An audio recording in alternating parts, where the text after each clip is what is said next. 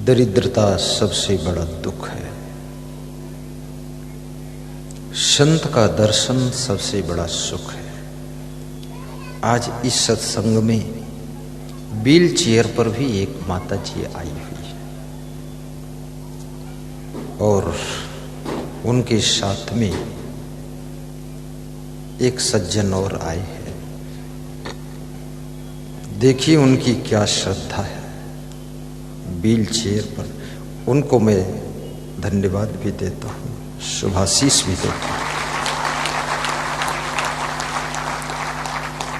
सत्संग में वो सुख मिलता है जो दुनिया में और कहीं नहीं मिलता है। संत मिलन सम सुख जग नहीं। बूढ़े हो जाना, कमजोर हो जाना, बिस्तर पर लेटे लेटे भी सत्संग सुनना, इससे मन सुखी हो जाता है, चिंता कम हो जाती है, टेंशन खत्म हो जाती है। ऐसे कोई कार्य न करना जिससे आपके परिवार का संगठन कमजोर हो, सम्मान कमजोर हो, मर्यादाएं टूटे। ऐसे कोई कार्य न करना जिससे आपकी फैमिली की मान प्रतिष्ठा भंग हो।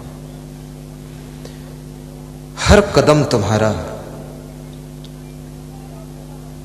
आपके परिवार के सम्मान को बढ़ाने के लिए उठना चाहिए।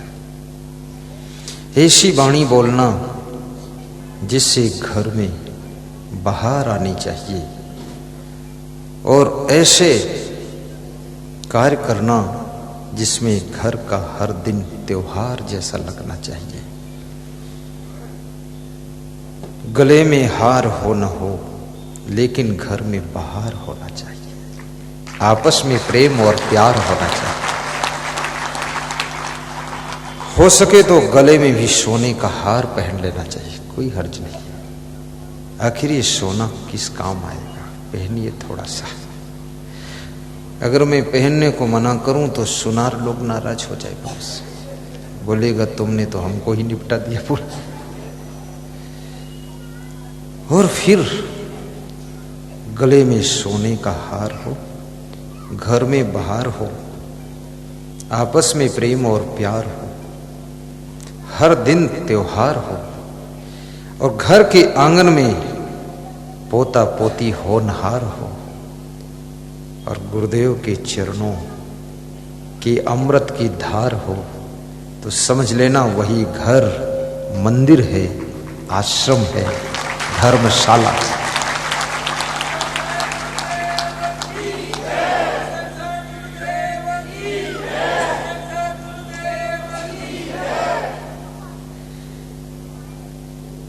मैं धन्यवाद देता हूं सभी श्रोताओं को, चाहे वे दूर से आए हों या निकट से आए हों। श्रद्धा सबकी भरपूर है। उनका घर निकट है या दूर है लेकिन श्रद्धा भरपूर है। उनके चेहरे पे चमकता नूर है। गुरुदेव के चरणों में सुख भी भरपूर है, सुख भी भरपूर है।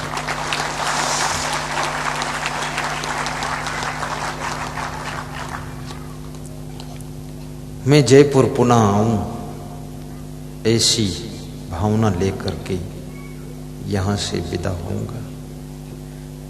होऊंगा, लेकिन आपसे कभी जुदा नहीं होऊंगा।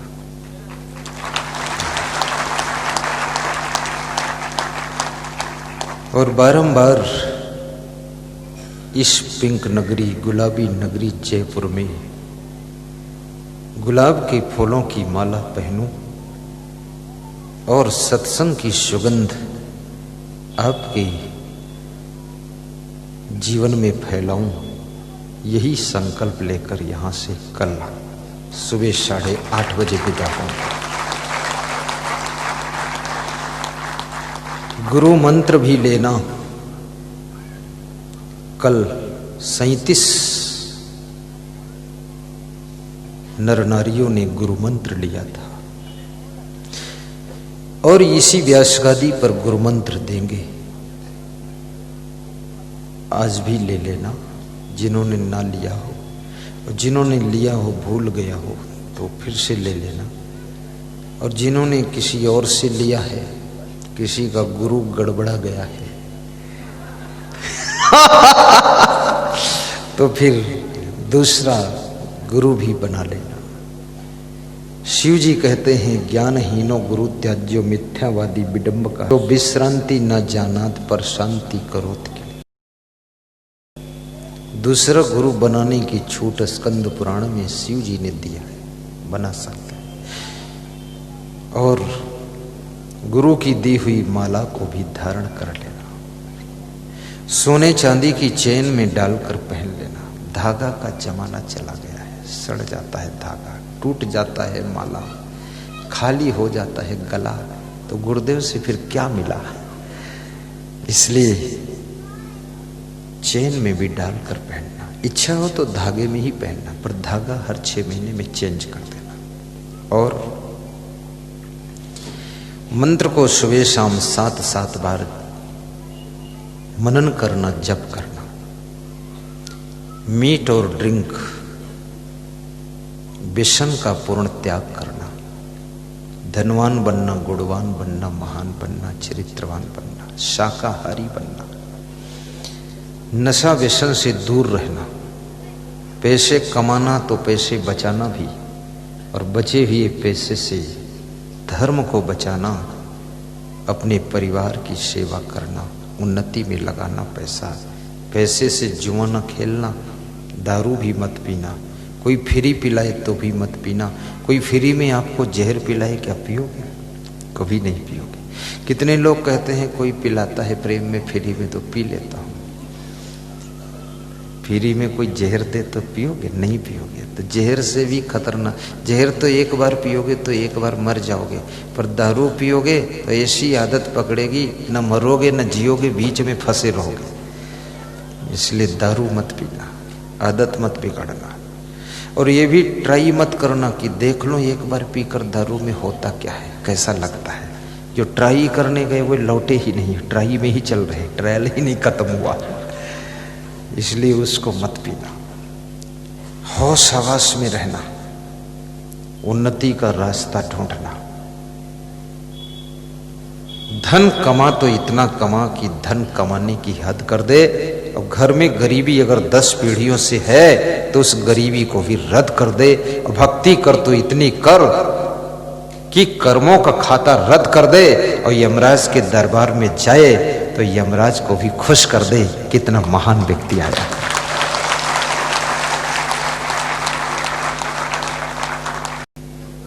क्रोधो वैवस्तो राजा। चाणक्य कहते हैं क्रोध यमराज का रूप है, क्योंकि यमराज भी आता है तो मारने का काम करता है, क्रोध भी आता है तो वो भी मारपीट का काम करता है। इसलिए क्रोध को यमराज कहा गया है। और जिस समय क्रोध है उस समय थोड़ा मौन हो जाइए। जिस समय क्रोध है थोड़ा टल जाइए। जिस समय क्रोध है थोड़ा हाथ मुंह धो लीजिए पानी में। जिस समय क्रोध है एक गिलास पानी पी लीजिए। जिस समय क्रोध है गुरुदेव को याद कर लीजिए। जिस समय भयंकर क्रोध है तो क्रोध से क्या क्या नुकसान हो चुका है इसको भी याद कर लीजिए। क्रोध को नियंत्रित कीजिए। क्रोध सबन को काल है, क्रोधे है जंजाल। शिव दुर्भाषा क्रोध बस बहुते भय बेहाल।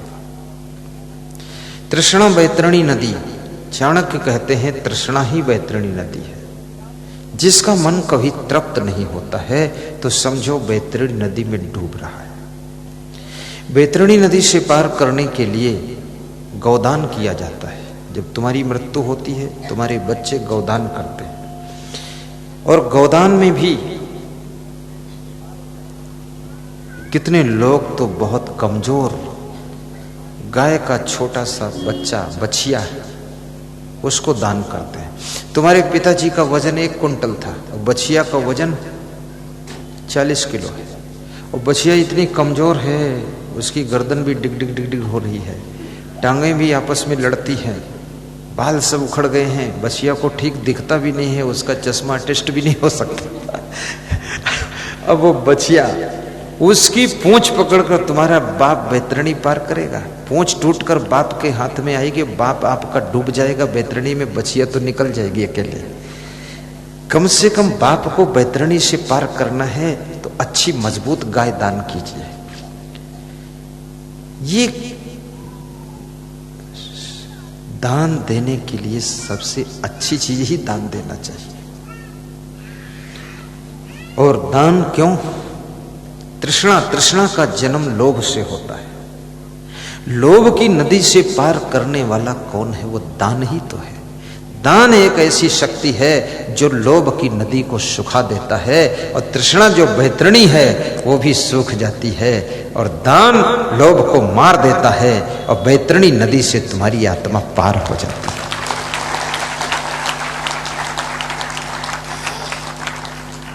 तृष्णा बैतरणी नदी।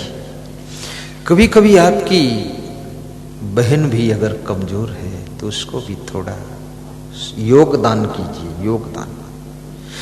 और किसी अपने मिलने जुलने वाले के यहाँ कोई कार्यक्रम हो रहा तो वहां श्रमदान कीजिए। श्रमदान, जैसे तरुण प्रताप सिंह श्रमदान कर रहे हैं, खड़े खड़े यहाँ पर बहुत दौड़ धूप ये करते रहते, ये हर काम करते। ये कह रहे थे मैं शादी नहीं करना चाहता हूँ, तो लोगों ने कहा इसको कोई ऐसा मंत्र मारो ये शादी कर ले। क्योंकि लोग भी सोचते हैं हम सब शादी कर चुके हैं और ये नहीं कर रहा है, तो हम जिस कुंड में कूद गए तो इसको भी ढकेल के कूदाओ उसी में। पर वो उसको कूदने की हिम्मत नहीं है। तो मैं सोचता हूं क्या करूं, ढकेलूं, कूदाऊं कि न कूदाऊं। साहेब बनते श्रमदान कर दो। और कभी कभी जो देश की सीमा पर मिलिट्री के जवान युद्ध कर रहे हैं, जिनकी वजह से तुम अपने घर में, अपने देश में सुरक्षित हो, उनको जब चोट लगती, उनका खून बह जाता है, उनके लिए रक्तदान भी कीजिए, रक्तदान।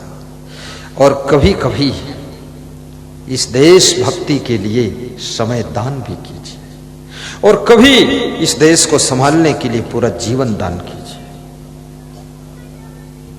देश की सेवा के लिए। ये राजनीति बुरी चीज नहीं। लोग कहते राजनीति बहुत खराब चीज है। राजनीति नहीं खराब है, राजनेता खराब हो सकता है, क्योंकि राजनीति के बिना देश का नेतृत्व कैसे होगा? बिना प्रधानमंत्री, बिना मुख्यमंत्री और बिना मंत्री के ये देश की व्यवस्था कैसे चलेगी? तो राजनीति खराब नहीं।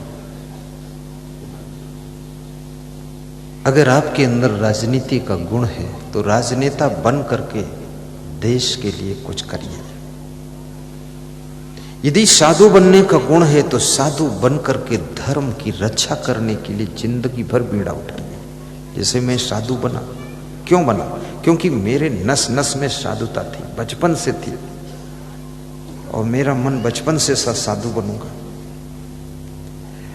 और बिना सत्संग सुने ही मैं साधु जैसा ही रहता था, स्कूल में भी और घर पर भी। कभी गांव घूमने ही नहीं जाता था। आज भी मेरी दुनिया में कोई चीज देखने की इच्छा ही नहीं होती। बस मेरा मन एक ही चीज में लगता है कि सत्संग सुनूं और शास्त्रों को पढ़ूं और सत्संग में ही रहूं, बस इसी में मन लगता है। तो अगर साधु बनने का गुण है तो साधु बन करके धर्म की रक्षा का काम कीजिए, बहुत बड़ा काम है। और यदि आप चिकित्सा क्षेत्र में काम करते हैं, डॉक्टर हैं, तो किसी को बीमारी से मुक्ति दान दे दीजिए, अच्छा इलाज कर दीजिए। मरीजों को भगवान समझ करके उनकी सेवा कर दीजिए। और यदि आप शिक्षक हैं तो देश के भविष्य के लिए विद्यार्थियों को अच्छे संस्कार, अच्छी शिक्षा दे करके देश की गरिमा को बढ़ाने में मदद कीजिए। शिक्षक देवता का ये काम है। और यदि आप के पास में बिजनेस करने की बुद्धि है, हर आदमी बिजनेस नहीं कर सकता है, तो बड़े लेवल पर बिजनेस भी कीजिए, ताकि आपके बिजनेस से सैकड़ों हजारों लाखों लोगों को रोजगार मिल सके, व्यवसाय मिल सके, आश्रय मिल सके, रोटी मिल सके, तुम्हारे बच्चे पल सके, इसके लिए भी कुछ करो। मैं बेंगलोर गया था प्रवचन करने के लिए, कर्नाटक में। वहां एक इंजीनियर के यहाँ मैं पधरौनी गया। वो इंजीनियर से मैंने पूछा, ये मकान क्या आपका है? बोले जी गुरुदेव अपना मकान है। मैंने कहा ये कार? बोले जी गुरुदेव अपनी कार है। तो हमने कहा आप बिहार से आकर के यहाँ इतना विकास कैसे किए? बोले आई एम सॉफ्ट इंजीनियर और मेरी वाइफ भी सॉफ्टवेयर इंजीनियर है। हम दोनों इंजीनियर हैं और दोनों हम टाटा की सॉफ्टवेयर कंपनी में सर्विस करते हैं। तो मैंने पूछा कितने लोग करते हैं सर्विस उसमें? बोले 2 कंपनी है यहाँ, दोनों में 8 लाख लोग सर्विस करते हैं। 8 लाख।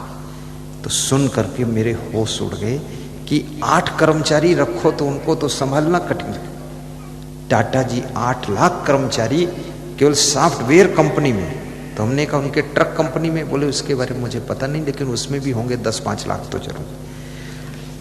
करोड़ों लोगों को रोजगार तो टाटा जी की वजह से मिला है। अगर टाटा जी आज रोजगार बंद कर दे तो भी उनको तो रोटी मिल जाएगी, उनके पास है। पर जो 8 लाख लोगों का परिवार पल रहा है, उनका काम चौपट होगा। इसलिए अगर तुम टाटा के लेवल पर व्यवसाय कर सकते हो, उद्योग कर सकते हो, तो उसको भी करो। आप साधारण मत रहो।